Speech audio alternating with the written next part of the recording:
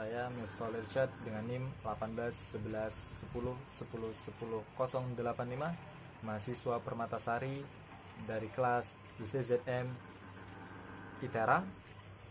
Pada kesempatan kali ini saya akan melakukan presentase tugas tengah semester.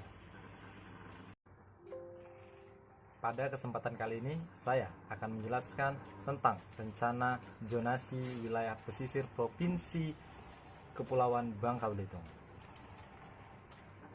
Perda atau Peraturan Daerah Provinsi Kepulauan Bangka Belitung Nomor 3 Tahun 2020 yang mana berdasarkan Undang-Undang Nomor 1 Tahun 2014 tentang pengelolaan wilayah pesisir dan pulau-pulau kecil, maka perlu dilakukan atau dibuat sebuah peraturan daerah yang mengatur tentang wilayah pesisir dan zonasi wilayah pesisir.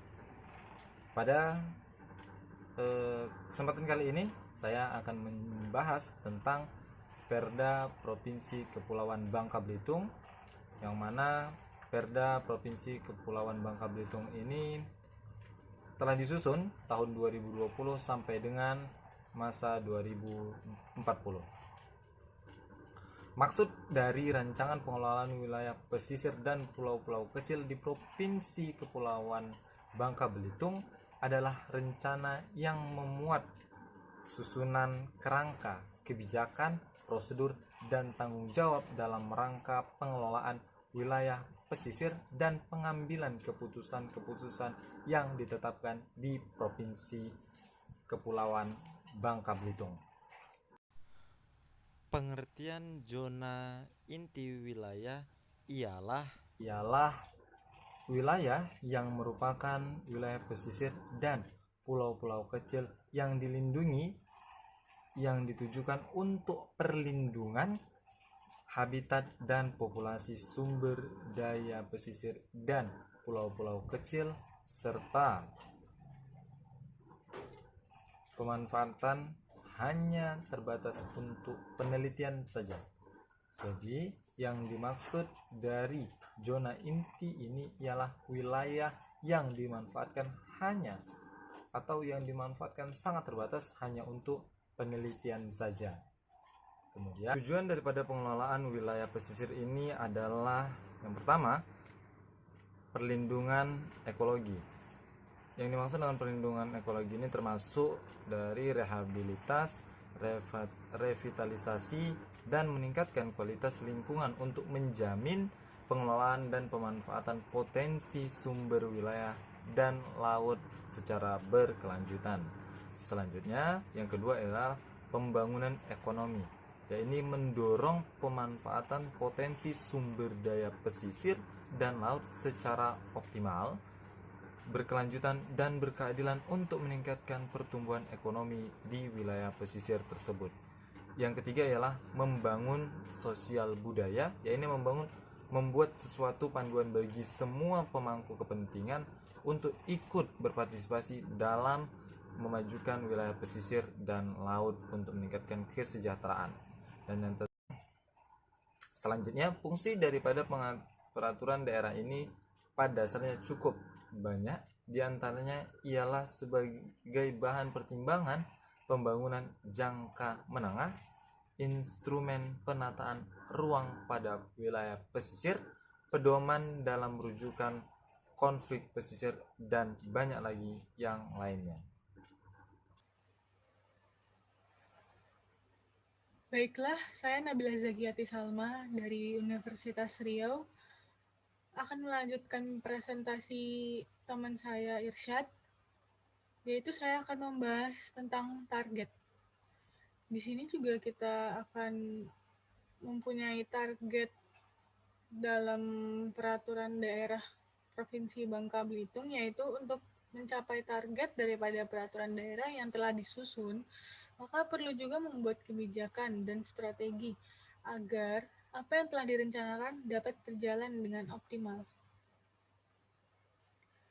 Adapun yang meliputi kebijakan tersebut yaitu mengoptimalkan pemanfaatan sumber daya perairan laut wilayah pesisir dan pulau-pulau kecil, menciptakan kepastian hukum dalam pemanfaatan sumber daya di perairan laut.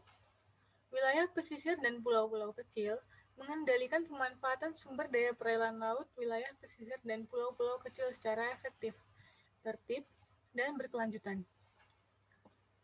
Dari kebijakan yang telah disusun, diperlukan strategi untuk mengoptimalkan pemanfaatan sumber daya perairan laut, yaitu mendorong pengembangan usaha di perairan laut, wilayah pesisir, dan pulau-pulau kecil, seperti usaha rumahan yang memanfaatkan hasil laut, dan memberi kemudahan dalam berusaha di perairan laut, wilayah pesisir, dan pulau-pulau kecil. Itu yang bisa dilakukan pemerintah, seperti mempermudah melakukan izin usaha ataupun izin yang lainnya. Kemudian untuk menciptakan kepastian hukum dalam pemanfaatan sumber daya di perairan laut, wilayah pesisir, dan pulau-pulau kecil ini, ialah dengan melakukan beberapa hal. Di antaranya bisa mempercepat proses perizinan berusaha di perairan laut, wilayah pesisir. Kemudian konsistensi pemberian izin dengan RZWP 3K yang telah ditetapkan. Kemudian demi tercapainya kebijakan tersebut, kita bisa mengendalikan pemanfaatan sumber daya perairan laut, wilayah pesisir, dan pulau-pulau kecil secara efektif dengan mungkin melakukan monitoring dan evaluasi pemanfaatan ruang di perairan laut, wilayah pesisir, dan pulau-pulau kecil.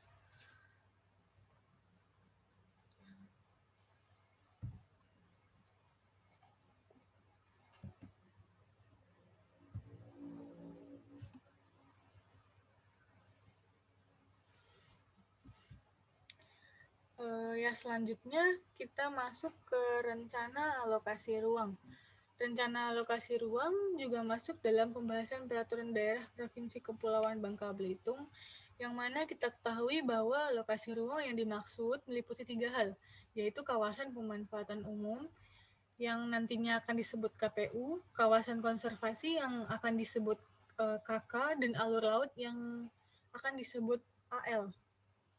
Rencana alokasi ini juga nantinya akan dijabarkan dengan menampilkan peta dengan ketelitian tinggi dan akan dijabarkan lebih lanjut dengan sistem zona dan subzona.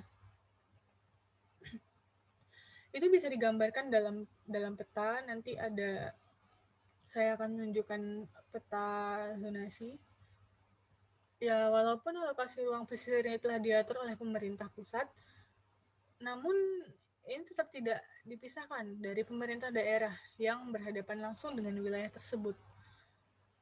Titik koordinat dan luas rencana alokasi ruang juga merupakan bagian yang tidak terpisahkan dari peraturan daerah ini. Kemudian kita masuk kepada peta zonasi yang pada pemerintah Provinsi Kepulauan Bangka Belitung. Di sini kita bisa lihat sendiri gambarnya. Juga ada keterangannya di samping. Dan kita masuk kepada kesimpulan.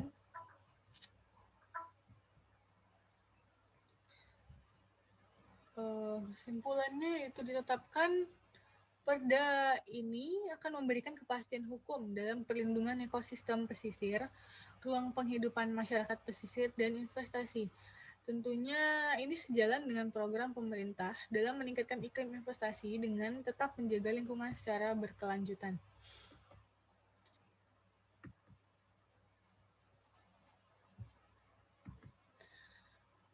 Terima kasih. Sekian presentasi dari kelompok saya. Lebih dan kurang mohon maaf. Saya ucapkan terima kasih. Assalamualaikum warahmatullahi wabarakatuh.